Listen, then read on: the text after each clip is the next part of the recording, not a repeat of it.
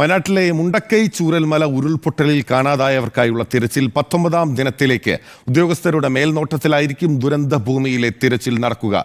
ചാലിയാറിൽ സന്നദ്ധ പ്രവർത്തകരുടെ സഹകരണത്തോടെയായിരിക്കും ഇന്നത്തെ തിരച്ചിൽ. ഇന്നലെ നടന്ന തിരച്ചിലിൽ മൃതദേഹ ഭാഗങ്ങളൊന്നും കണ്ടെത്താനായില്ല.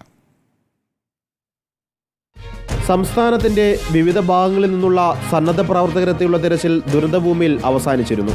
ഇന്ന് ഫയർഫോഴ്സും NDRFും റവന്യൂ വകുപ്പ് ഉദ്യോഗസ്ഥരും തിരച്ചിലിന് മേൽനോട്ടം വഹിക്കും. സന്നദ്ധ പ്രവർത്തകരെത്തിയാൽ അവരെയും തിരച്ചിലിന് നിയോഗിക്കും. ദുരന്തബാധിതരോ നാട്ടുകാരോ ആവശ്യപ്പെട്ടാൽ ആ സ്ഥലങ്ങളിൽ തിരച്ചിൽ നടത്താൻ 5 മണ്ണുമാന്തി യന്ത്രങ്ങളും തയ്യാറാക്കി നിർത്തിയിട്ടുണ്ട്. ചാലിയാറിലെ മൺതിട്ടകൾ കേന്ദ്രീകരിച്ചാണ് തിരച്ചിൽ. ഇന്നലെ ചാലിയാറിൽ നിന്നും ദുരന്തഭൂമിയിൽ നിന്നും മൃതദേഹ ഭാഗങ്ങളൊന്നും കണ്ടെടുക്കാൻ സാധിച്ചിരുന്നില്ല.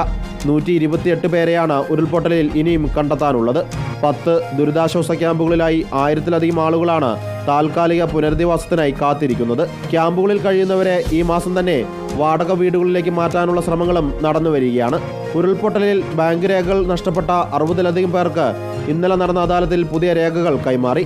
സർക്കാർ പ്രഖ്യാപിച്ച ധനസഹായം വേഗത്തിൽ കൈമാറാനാണ് അദാലത്ത് നടത്തിയത്. റിപ്പോർട്ടർ, വയനാട്.